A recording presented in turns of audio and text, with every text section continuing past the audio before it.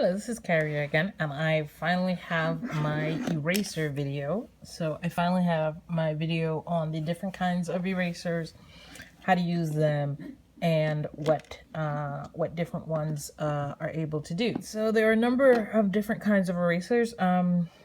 This is your classic pink eraser that you guys all know. This is probably what you guys used in school. This is the same material that is in the back of some pencils that are erasable. And let's see where we can use this. We'll use this here and we'll see how it goes. This actually does surprisingly well. So, you know, I was surprised. Okay, so not the best eraser, but if this is what you have, it's definitely passable. It does stain the eraser itself, so that's one thing. So now we're getting to the really good stuff. Let me start with this one, which is similar to the pink eraser. This is also some sort of plastic. I feel like this was vinyl. It might be vinyl or plastic. I lost the label. But you'll get a lot of these different kinds of erasers. Some of them will be dust-free, where it just comes out in one little thing, and others of them will be the regular kind. But you can use this the same way as the other one. And you can see, again, because, in theory, color pencil is not really erasable. So getting anything out is kind of an improvement, and you can see that it kind of sort of gets it out. It definitely works as well as the other one, maybe a little bit better, but none of these erasers are really going to get everything out, because really this isn't meant to be erased.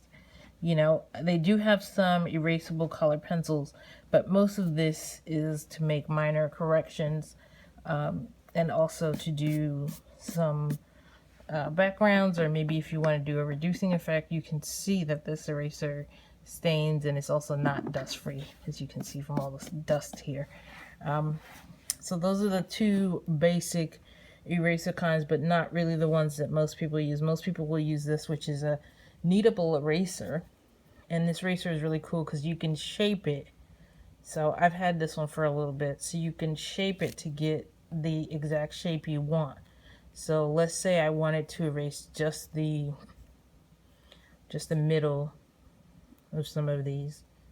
I could do that with this, and so what this does is this lifts the color. And so the way you use it, unlike the other ones where you rub, this one you kind of tap into it, and that's how you get stuff out. This is slower and is really used for fine detail areas. You see how it gets the color on here, and then you can sort of re-radicalize the eraser by moving this around, and then now you have another area. And then the same, you can just tap. And of all the color pencils, I found that the Faber Castell does erase the best. As you can see, the Prismacolor, it's really hard to actually get the Prismacolor to take out much. So if you're going to be erasing a lot with the Prismacolors, you can see most of the color still there. It didn't really do anything with this particular eraser. But with the Faber Castell, it was able to get actually a really good deal of it out. So you can see that right here. So let me show you again a different section. And this is really good for, making corrections. Also, if you want to do highlights, and if you're going to do a small area, these are really great for doing small areas. If you want to do a larger area, then you're probably going to want to use one of these.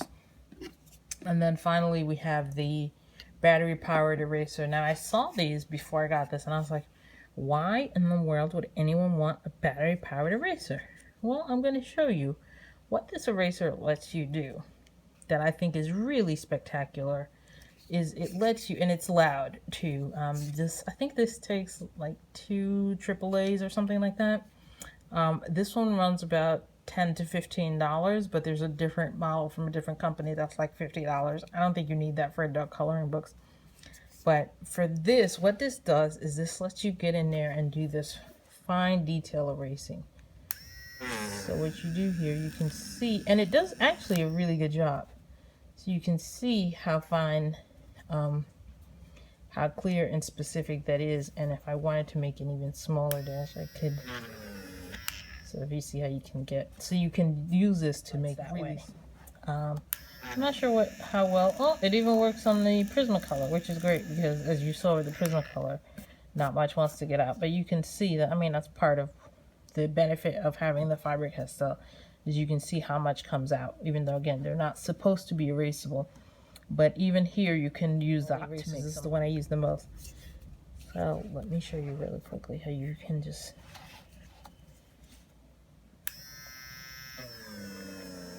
So if you see how fine that line is, if you have better hand-eye coordination than I do, you can definitely do more with this eraser. Oh, and this is pretty much the same thing as this one, but I actually think that this one works a little bit better. Even though they're supposed to be the same eraser, I actually think this one works a little bit better than the other one. See if I can show you. If you can see, I think it does work a little bit better than the other one. But again, as you know, with the other erasers, I don't really have a dust-free eraser. There's another kind called an art gum, which I don't have, but I think that that's mainly for, graphite. And I can try one more here. And I actually think this eraser does a really good job. And I actually like this eraser so much, I went and I got another one of these. But you can see that it does pick up a lot of the color.